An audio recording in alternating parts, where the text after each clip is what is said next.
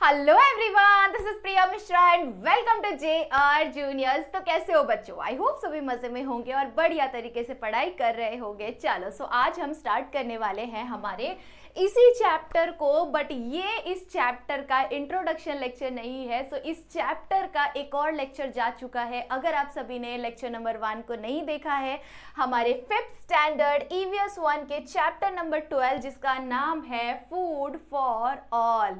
जो ये फूड्स है, ये फूड्स कैसे आते हैं, एग्रीकल्चर का क्या वैल्यू है, कौन से अदर कंट्रीज भी इस चीज़ को वैल्यू देते हैं, ऐसे मल्टीपल चीज़ों के बारे में, बहुत ही नॉलेजेबल वाली चीज़ों के बारे में हमने कंप्लीट किया हुआ है लेक्चर, जो कि है लेक्चर नंबर 1। अगर आप सभी ने नहीं देखा है प्लीज़ जल्दी से जाकर देखो, ताकि आपको बढ़िया तरीके से ये सारी चीज़ें समझ में आ सके। ठीक है, ये सारी चीज़ें सिर्फ और सिर्फ बुक के हिसाब से जानना ज़रूरी नहीं है। ये सारी चीज़ें आपको नॉर्मल डेली लाइफ में आपको कुछ चीज़ों का नॉलेज होना भी बहुत ज़्यादा ज़रूरी है कि एग्रीकल्चर है क्या, एग्रीकल्चर से के कौन से मौसम होते हैं, कौन से सीजन्स होते हैं, उन सीजन्स में कैसे फ्रूट्स को उगाया जाता है, ऐसी मल्टीपल चीज़ों के बारे में हमने पढ़ा हुआ है। ठीक है, जल्दी से जाकर लेक्चर नंबर 1 को ज़रूर से देख लेना। ओके, ये है इस चैप्टर का लेक्चर नंबर 2 और जिसके अंदर हम स्टडी करने वाले हैं हमारे कुछ और बेहतरीन टॉपिक के बारे में, जो कि है traditional agriculture and modern agriculture. Agriculture के अंदर इम्प्रूवमेंट कैसे हुआ। अब जस्ट सपोज कि अगर हम लोगों ने पहले की बातें की, अगर हम अभी से जैसे सपोज अभी हम 2024 में है, ठीक है। अगर हमने बात कर ली 2000 के टाइम की, ठीक है, सिर्फ 2000 के टाइम की अगर हम बात करेंगे, या 2002 या 3 की भी बात करें, या 2000 की अगर हम बात करें, तो उस टाइम पे एग्रीकल्चर के लिए किस चीज़ का इस्तेमाल करना पड़ता था बच्चों? नॉर्मल एग्रीकल्चर, सिंपल एग्रीकल्चर होता था। उस टाइम पर बैलों का इस्तेमाल करते थे, आप सभी को पता है। ठीक है, उस टाइम पर बैलों का इस्तेमाल करते थे किस चीज़ के लिए? खेती करने के लिए, एग्रीकल्चर के लिए। उन्हें अगर खेती की सिंचाई करनी है, मिट्टी को खोदना है, ऐसी मल्टीपल जो चीज़ें होती है, वो सारी चीज़ें वो किसकी हेल्प से करते थे? बैलों की हेल्प से करते थे। ठीक है, ऑक्सेस की हेल्प से करते थे। उसके बाद अगर हम लोग एग्जाम्पल ले लें उसके कुछ और समय बाद की, अगर आज के टाइम की हम बात करें, तो आज के टाइम पर बहुत सारी मल्टीपल टेक्नोलॉजीज आ चुकी है जिसकी हेल्प से बहुत ही इजीली काम हो सकता है, बहुत ही सिंपली नॉर्मल वे में इजीली काम हो सकता है, उतनी ज़्यादा मेहनत की ज़रूरत नहीं पड़ती है कि नहीं? इसी तरह से ये एक बहुत बड़ा लंबा सा चेंज आया हुआ है। ठीक है, चलो सबसे पहले हम लोग देखेंगे हमारे ट्रेडिशनल एग्रीकल्चर के बारे में। अब ये जो ट्रेडिशनल एग्रीकल्चर है वो ऑक्स की हेल्प से किया जाता था। जो मिट्टी को खोदने का जो प्रोसेस होता है, मिट्टी को ऊपर नीचे करते रहते हैं, तभी जाकर वो मिट्टी थोड़ी सी अच्छी हो जाती है, इसकी वजह से उसमें ग्रोथ ज़्यादा जल्दी हो पाता है। ठीक है, उसके बाद अगर हमें खेती में पानी डालना है, हमने जो भी चीज़ों को बोया हुआ है, जो भी चीज़ों को सिंचाई के लिए हमने डाला हुआ है, बोया हुआ है, उनको सिंचाई की ज़रूरत है। सिंचाई मतलब इरिगेशन। ठीक है, इसकी ज़रूरत बहुत ज़्यादा होती है, क्योंकि अगर आप सभी को पता है कि पानी नहीं मिलेगा खेती को, तो वो ग्रो हो सकता है क्या? बिल्कुल भी ग्रो नहीं हो सकता। ठीक है, natural water is not very much enough. Natural water है, ठीक है, नेचुरल वाटर आ जाता है, उन्हें मिल जाता है, बहुत अच्छी बात है, बट उसके साथ साथ थोड़ी और वाटर की ज़रूरत होती है और उन्हें वाटरिंग करना पड़ता है, उन्हें पानी देना पड़ता है। अगर उन्हें पानी नहीं दिया तो वो जो भी प्लांट्स को लगाए हुए होते हैं वो सारे प्लांट्स मर जाएंगे। ठीक है, वो बिल्कुल भी ग्रो नहीं होंगे। ठीक है, इसके लिए ये जो सिंचाई का जो प्रोसेस होता था, इरिगेशन का जो ये प्रोसेस होता था, वो कैसे करते थे? लोगों का जो वो कुआं होता था, नदी, लेक्स जो होते थे, ठीक है, रिवर्स होते थे, वो सारी चीज़ों का वहाँ से वो लोग क्या करते थे? बाल्टी बाल्टी से पानी को भर भर के लाते थे और उसके बाद वो क्या करते थे? ग्लास से, मग से, या जो भी चीज़ें उनके पास अवेलेबल होती थी उससे वो क्या करते थे? पानी को लगाते, पानी को फेंकते थे अपने पूरे खेती के अंदर, पानी को इस तरह से फेंकते थे। ठीक है, सो इससे क्या होता था कि इससे कहीं कहीं पे बहुत ज़्यादा पानी चले जाता था, कहीं कहीं पे बहुत कम पानी जाता था, कहीं कहीं पे पानी जा ही नहीं पाता था, और इसके अंदर बहुत ज़्यादा मेहनत भी करनी पड़ती थी क्योंकि उन्हें कुएं में से पानी को निकालना पड़ेगा। आप ही सोचो ना कि बाल्टी से खींचो, खींच खींच के फिर पानी लाओ, फिर पानी ला के थोड़ा सा दूर अगर खेती है तो वो खेती में जाओ, उसके बाद वो पानी को पूरे खेती में डालते रहो। तो इससे क्या होगा बच्चों, ये जो प्रोसेस है ये अगर रोज करना पड़े तो ये बहुत ज़्यादा डिफिकल्ट होता था। तो उस टाइम के लोग इतना ज़्यादा डिफिकल्टी को फेस करते थे, ठीक है। उसके बाद रखवाली के लिए वहाँ पर बैठना पड़ता था क्योंकि फिर वो टिड्डे वगैरह जो होते हैं वो सारी चीज़ें आ जाती थी, जंगली सूअर होते थे, ऐसी मल्टीपल चीज़ें जो होती थी ना उस टाइम पर, ये सारी चीज़ों की वजह से बहुत ज़्यादा प्रॉब्लम फेस करना पड़ता था। तो हमारा जो ट्रेडिशनल एग्रीकल्चर है, इस ट्रेडिशनल एग्रीकल्चर में कुएं लेकों की हेल्प से क्या करते थे, सिंचाई करते थे, इरिगेशन करते थे। उसके साथ साथ उस टाइम पर ऑक्स का यूज़ करते थे, ना कि अभी के टाइम पर जो मल्टीपल इसका इस्तेमाल करते हैं, हमने ट्रैक्टर्स का इस्तेमाल करते हैं। तो उस टाइम पर ट्रैक्टर्स नहीं आए हुए थे, तो उस टाइम पर जो बहुत रिच होते थे ना उनके घर में एक ट्रैक्टर होता था तो वो यूज़ करते थे, बट बाकी सारे जो लोग हैं वो इसी तरह से अपने बैलों का इस्तेमाल करते थे, ठीक है। सो ये सारी चीज़ें आप लोगों को यहाँ पर बताया हुआ है कि ये सारी चीज़ें क्या है, हमारा ट्रेडिशनल एग्रीकल्चर है, ठीक है। अब उसके बाद अगर हम आगे बढ़ेंगे तो improved method of agriculture. Improved method of agriculture मतलब कि जो ये एग्रीकल्चर था इसके अंदर बहुत सारे मेथड्स को इम्प्रूव कर दिया गया। जैसे इसका मतलब क्या होगा कि जैसे सपोज कि आपको कभी कभी लिखने के लिए, उस टाइम पर लिखने के लिए किसका इस्तेमाल होता था, स्लेटों का इस्तेमाल होता था। अभी के टाइम पर बच्चों को पहले बुक से ही शुरू कर देते हैं कि नहीं, वो मस्त वाले आईपैड्स आ जाते हैं, है कि नहीं, टैब्स वगैरह, सभी को ही पता है कि टैब्स मिल जाते हैं उन्हें लिखने के लिए, टाइम पास करने के लिए। तो कैसे ये टाइम कैसा हो रहा है कि ये इंप्रूव होते जा रहा है। वैसे ही एग्रीकल्चर जो है उस टाइम पर ऑक्सेस का इस्तेमाल करते थे, अभी के टाइम पर किसका इस्तेमाल करते हैं, ट्रैक्टर्स का इस्तेमाल करते हैं। तो ये सारी चीजें क्या है, ये इंप्रूव्ड तरीका है एग्रीकल्चर को करने का, ठीक है। अगर हम एग्रीकल्चर की बात कर रहे हैं तो एग्रीकल्चर में आप सभी को पता है कि सीड्स का बहुत ज़्यादा वैल्यू है। आप सभी को पता है कि सीड्स अगर डालेंगे नहीं तो वो ग्रो होगा नहीं, है कि नहीं।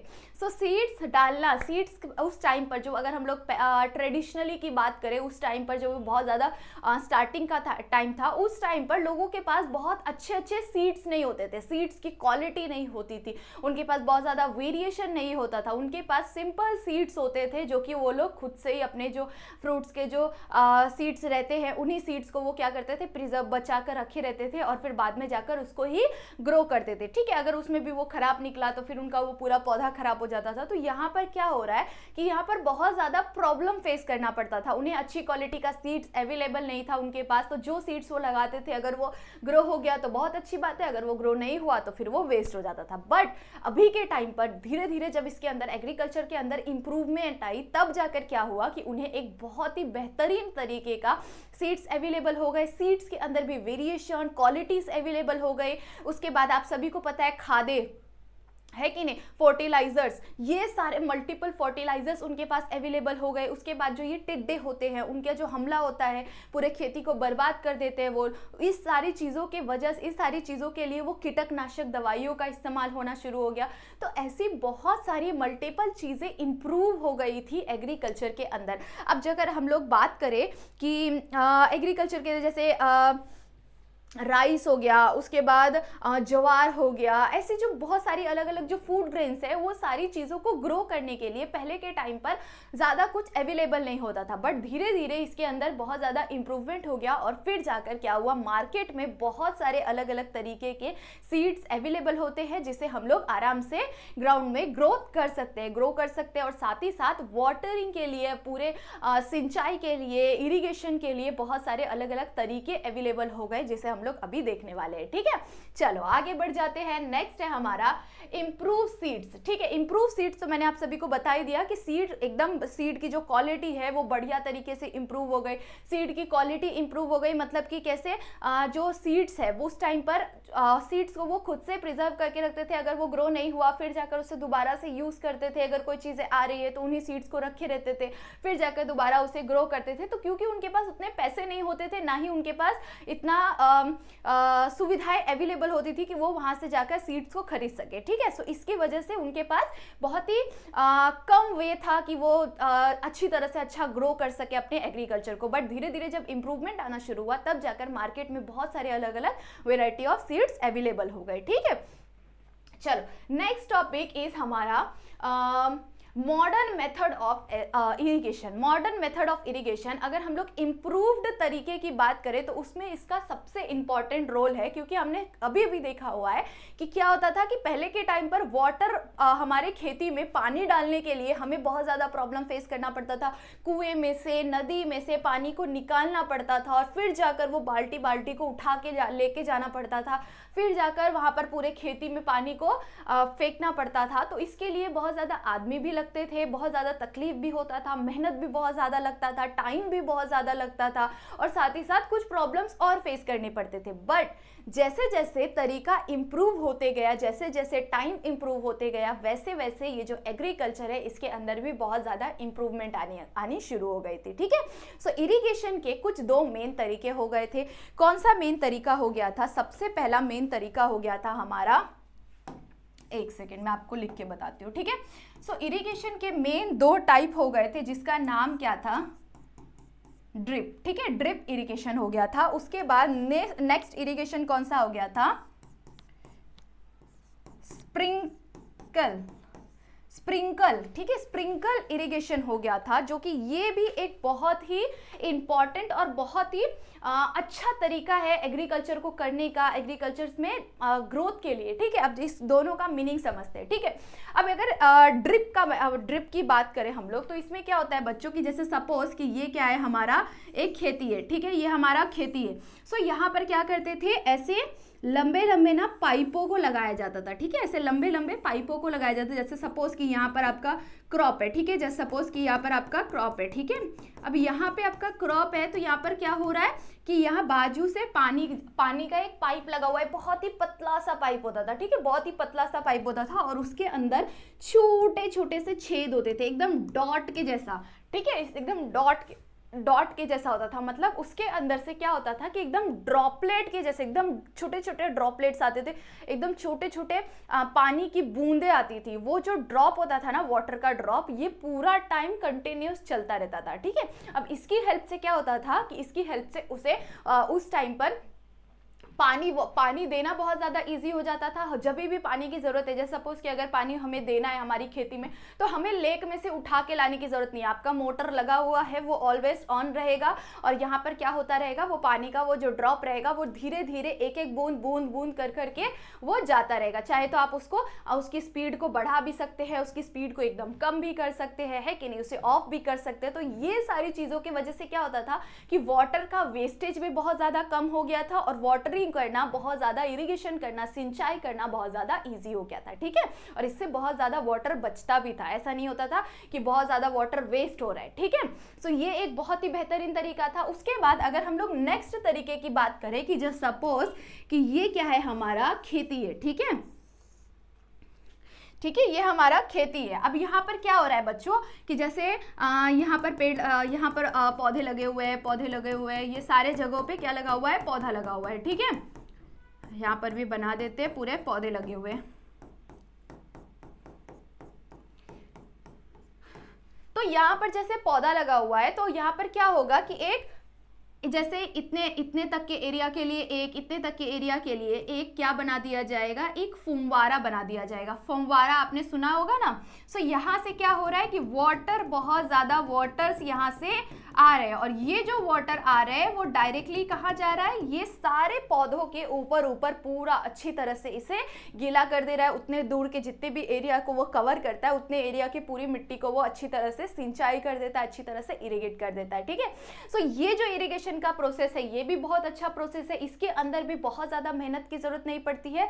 ये सिंपल तरीका है, जब भी पानी की ज़रूरत हो तब जाकर चालू कर दो और ये पूरे अच्छी तरह से पानी, भरपूर मात्रा में ये पानी को पूरे पौधे तक पहुंचा देगा, ठीक है। सो थोड़े थोड़े दूर में, जैसे बहुत बड़ा सा ग्राउंड है तो थोड़े थोड़े दूर में इसको लगा दिया जाता था। आपके टेक्स्ट बुक के अंदर फोटो है, ठीक है। सो थोड़े थोड़े दूर में इसे लगा दिया जाता था। इसकी हेल्प से क्या होता था कि उतने तक के एरिया का जितना भी पौधा होता था उसे वो कवर कर लेता था और उसे उसकी सिंचाई हो जाती थी, ठीक है। सो ये दो तरीके थे जो कि उस टाइम पर मॉडर्न जैसे टाइम जैसे जैसे आगे बढ़ गया वैसे वैसे ये सारी चीज़ों का इस्तेमाल करने लग गए। अभी के टाइम पर यही सारे तरीकों का इस्तेमाल किया जाता है, अभी के टाइम पर कुएं लेक्स वगैरह में से नहीं लाया जाता है। उसके साथ साथ वाटर के लिए जैसे पहले के टाइम पर लेक्स का इस्तेमाल करते थे, कुएं का इस्तेमाल करते थे, रिवर्स का इस्तेमाल करते थे, वैसे अभी के टाइम पर वाटर के लिए बड़े बड़े डैम्स बनाए जाते हैं। अब डैम्स बन गए तो इसकी वजह से वाटर को लाना प्रिजर्व करना बहुत ज़्यादा ईजी हो गया था, ठीक है। सो ऐसी मल्टीपल चीज़ें आप सभी को बताया हुआ है, ठीक है। चलो, सो आई होप सो आप सभी को इस लेक्चर में बढ़िया तरीके से ये सारी टॉपिक कवर हो गए होंगे। और इसके नेक्स्ट वाले लेक्चर में हम फर्टिलाइजेशन के बारे में पढ़ने वाले हैं, फर्टिलाइजर्स के बारे में पढ़ने वाले हैं, एंड देन बहुत सारी अलग अलग चीज़ों के बारे में भी और पढ़ने वाले, ठीक है। स्प्रेइंग कैसे होता है, जो कीड़े लग जाते हैं उन सारी चीज़ों के लिए कौन से दवाइयों का इस्तेमाल करते हैं, ऐसी मल्टीपल चीज़ों के बारे में हम लोग नेक्स्ट लेक्चर के अंदर पढ़ेंगे, ठीक है। आई होप सो आप सभी को समझ में आ गया होगा और आप ये सारी चीज़ें अपने आप से रिलेट करते होंगे, क्योंकि आप भी कभी ना कभी गाँव तो गए ही होंगे, है कि नहीं। चलो, सो ज़रूर से मुझे कॉमेंट सेक्शन में बता देना कि आपने इनमें से कोई भी मेथड को देखा है कि नहीं, ठीक है। चलो, सो तब तक के लिए बाय बाय, मिलते हैं नेक्स्ट लेक्चर में। वीडियो को लाइक करना बिल्कुल भी मत भूलना, ठीक है। चलो बाय।